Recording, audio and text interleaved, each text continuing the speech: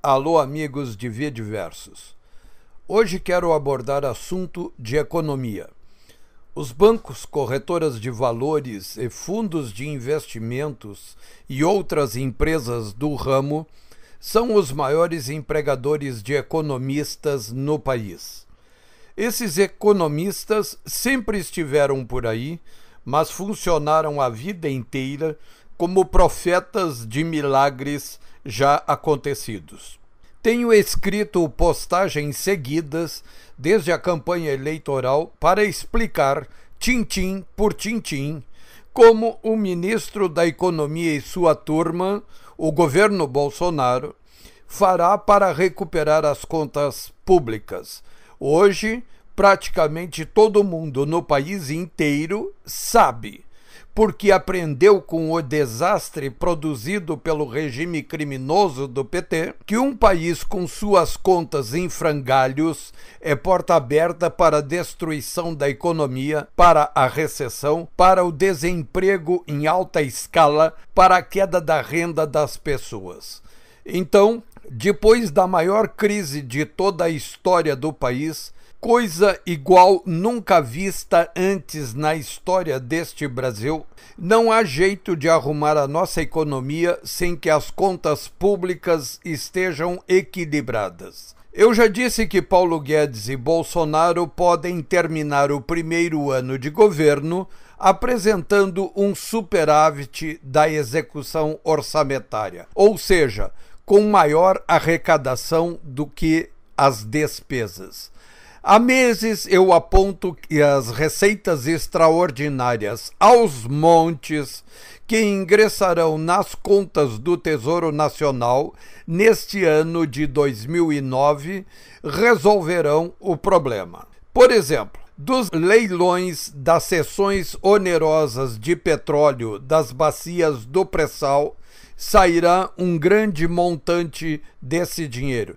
Só este programa pode gerar receita estimada em 100 bilhões de reais, mesmo que estados e municípios, também em grande crise nas suas contas, fiquem com 20 bilhões desse bolo, a União ainda assim terá um gigantesco reforço na sua arrecadação. A União estima que o déficit fiscal embutido no orçamento é da ordem de 130 bilhões de reais. O mercado já projeta que será menor, de apenas 97 bilhões, por conta da recuperação da economia nacional e do aumento do PIB. Portanto, só o leilão das cessões onerosas do pré-sal já teria o poder de tapar o buraco. O governo Bolsonaro também poderá obter mais 10 bilhões de reais com as vendas em leilões de campos de petróleo, o que deverá acontecer no segundo semestre. O leilão de venda das concessões de telefonia 5G pode gerar mais 20 bilhões de reais. O governo também pode economizar 15 bilhões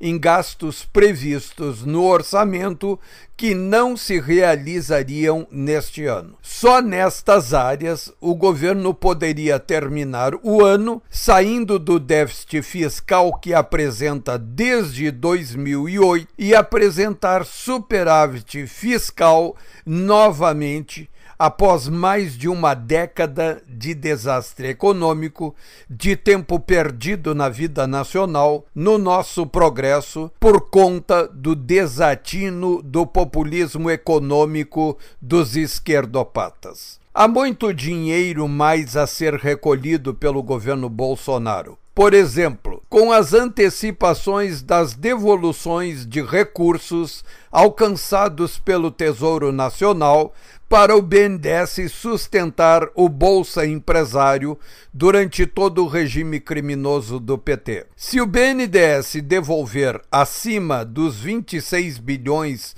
que estão previstos para este ano, as contas públicas melhorarão ainda muito mais. Mas os economistas dos bancos, que já estão fazendo esses cálculos ainda não consideram outra grande fonte de ingresso de recursos. Ela se dará por meio da venda de participações acionárias do governo em empresas privadas por meio do BNDES e sua empresa coligada, a BNDES Par, de participações. Esta é uma conta gigantesca e permitirá ao governo dar início efetivo ao processo de desestatizações sem o empecilho do Supremo, dos tribunais regionais federais, dos poderes legislativos e dos ministérios públicos.